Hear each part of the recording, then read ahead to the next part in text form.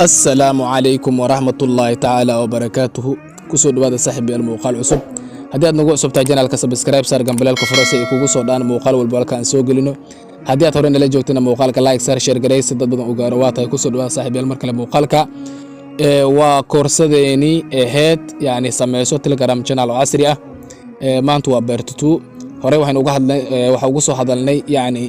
qaabka loo sameeyo Telegram channel asri ah ee soo baranay haduu Ilaahay raado insha Allah taala iyo qaybo kale oo muhiim ah hadii darabto muuqaalkaasi yani dib u fiirin kartaa wadalaysa okay maanta waxa weeye part 2 maanta waxaan uga hadli doonaa haduu Ilaahay raado qaabka yani qof kale kula isticmaali karo oo kula xukumi karo channelkaaga oo qof kale muuqaal u soo gelin karo awood u siin karto iyo qaabka qof ugu soo darsan karto in baranayna maanta labadaas qaab okay si aad shaqadaas u qabato waxaad u baahan tahay inaad taabato meesha ay ku qoran tahay iftiin channel waxaad taabanaysaa kor meesha ay ku qoran tahay magaca channelkaaga iftiin channel okay markii aad taabato iftiin channel hoos fiir waxa kaaga soo baxday laba meelood meel ay ku qoran tahay subscribers iyo meel ay ku qoran tahay maxaa la jiray admin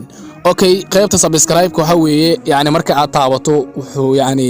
awood u leedahay inaad ku soo darto ilaa 200 qof channelkaaga oo aad ku bilowdo يعني waxaad taabanaysaa meesha ay ku qoran tahay add subscriber markii aad taabato halkaasi waxaad awood u leedahay inaad ku soo darto ilaa 200 qof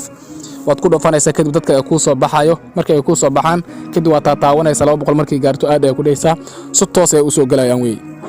awood u leedahay inaad ku soo darto 200 ilaa laakiin 200 wixii yani ka koreeya kuma soo diri karto wax ku iman kara linki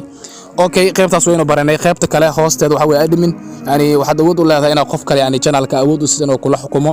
kadib waa taawanaysaa marka aad taabato kadib waxaad taawanaysaa admin aad taawanaysaa kadib aan hadda qof iguma jiro oo yani ila xukumaayo yani aad marka qofkii aad rabto yani inuu kugu jiro asxaabtaada marka aad taabato horta ugu horeen marka aad taabato admin kadib waxaad ka sii taawanaysaa meesha ay ku qoran tahay yani maxaa la jiray admin aad taawanaysaa kadib asxaabtaada dhan inta kaaga soo baxayo kadib qofka aad rabto ku dhufanaysaa sidaas ay u siin kartaa qodobada dhan waa u furaysaa optionada ku soo saari doona optionada dhan waa u furaysaa qaybta aad rabto waa ka xiri kartaa kadib waxaad u furaysaa qaybtaasi yani wax muuqaal inuu soo dhigi karo u furaysaa kadib channelkaaga si toos ayuu kula isticmaali karaa okay idin muuqaal ka soo sameyn doona aad baad u maasantihiin ku soo dhawaada saaxiib malka muuqaalka la soo qaybta saddexaad aad baad u maasantihiin jamac wanaagsan